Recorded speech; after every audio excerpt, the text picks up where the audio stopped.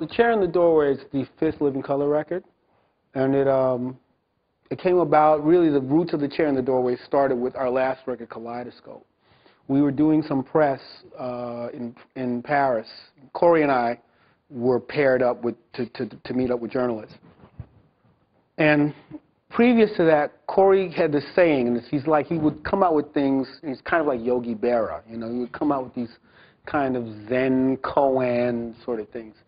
And, you know, when everybody was kind of arguing, kind of like, rah, rah, rah, rah. Well, he said, well, you know, the problem is the chair's in the doorway. And that's what he would say. And we were in Paris, and I turned to him before the interview. I said, you know that thing you always say, the chair's in the doorway? He said, that's the title of our next record. And, you know, it's the first of our records where we had a title before we had any songs or anything. But there's something about that phrase that I thought to myself, oh, that's where we're going. And The Chair in the Doorway is kind of like, it's kind of like a cousin to there's a 500-pound gorilla or there's an elephant in the room. And for a time, I equated them to be the same thing, but they're not quite the same thing. Because, you know, the elephant in the room obviously is the thing that it's obvious and no one's going to say it. But if the chair's in the doorway, you can't get out of the room. So The Chair in the Doorway is also not fanciful. It's like a very real physical reality. Like I'm sitting on this stool here, you know, I could get up and put it in that doorway, and there you have it. So it's very real, it's not fanciful, but it's also completely abstract, because the function of a chair is not to be in the doorway, it's to be at the desk, to be at the table. And so that's the thing that appealed to me, is that it's a concrete thing and a completely abstract thing. And everybody didn't agree, you know, but we had a lot of discussion over time about it, but slowly but surely, the knowledge that this was a title exerted it became an organizing principle. And maybe it happened subconsciously, but slowly but surely, the songs kind of sort of arranged. We just wrote a bunch of things and a bunch of fragments and a bunch of things, and slowly The Chair in the Doorway assembled itself. And that's basically what happened with our fifth record. So Doug Wimbish had a relationship with the studio in the Czech Republic, in Unhost, called Sono. And a lot of soundtrack work is happening in the Eastern Bloc because the orchestras are really well trained and they're really cheap. So this is a really large room, but this same room, Bowie did recording there in the 80s and what have you.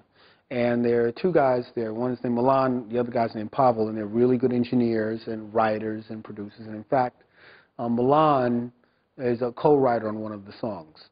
So we did 2 periods of recording there. We did basically what happens is that we had a tour that had a break in the middle of it. And instead of going home, we had an 11-day break. We said, let's go into the studio, because if we don't, we're just not going to do it. We keep putting it off and blah, blah. So we went in, and then we had a great time, and we actually started to come up with, have some results.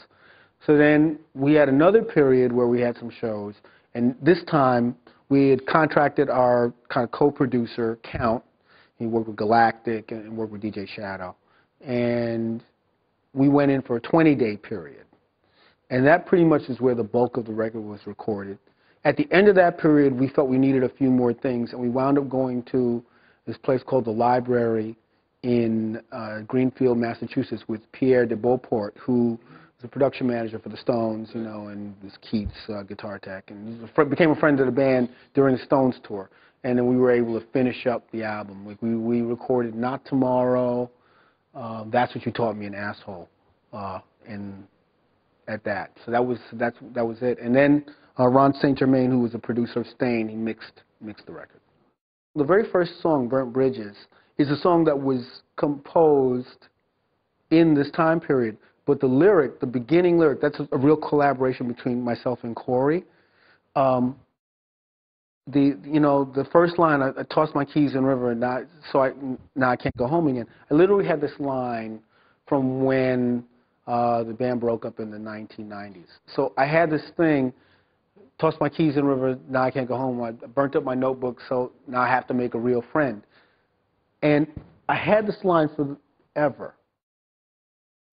And it was during this time period we came with this song, this riff, and working on it, and Corey and I were in the studio, and we were talking about lyrics. I said, well, I remember back in the day I came with this thing, and I tossed my keys in the river so I can't go home again. And he immediately looked up and said, okay. And then from that point on, I mean, the lyric was basically written that in one day, So, I mean, it was basically waiting. That was a piece that was waiting for a collaboration with him, and then it came together. The song "Asshole" was actually written. I wrote that around the same time period of the Mistaken Identity record, sort of a little bit after that, and it was kind of like a part of a bunch of songs I was writing for This Little Room. And I just shelved it. And the thing that I was thinking about was I wanted to do something that had a kind of a Motown metal thing. And it's kind of boy loses girl through his own fault. And essentially it's kind of this, imagine like a kind of Disney-like world where all the plants and trees all turn on you.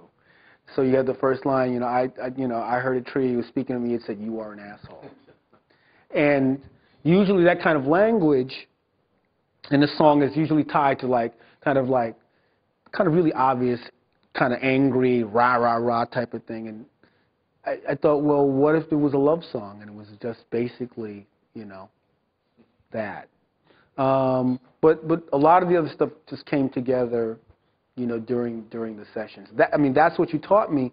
It's funny because here we were in this amazing, because the library is actually, Pierre has a municipal library in he basically owns the municipal library of Greenfield, Massachusetts, and turned it into the studio. Amazing high-ceilinged room. And it's really great old drums, marching drums, like just old amps everywhere. And it was a very kind of analog type of session, and it was just, I don't know, man, we just started kind of riffing, and it came out like a Stones-ish kind of groove to it. And so a lot of this stuff that happened was like sort of unintended. It's not like, oh, let's come up with this kind of Stones thing. It was kind of, we're there. And being with Pierre was just kind of like, oh, remember the time we were out with Steel Wheels? We were just jamming, and all of a sudden, this kind of thing just kind of came out, and that's what it was.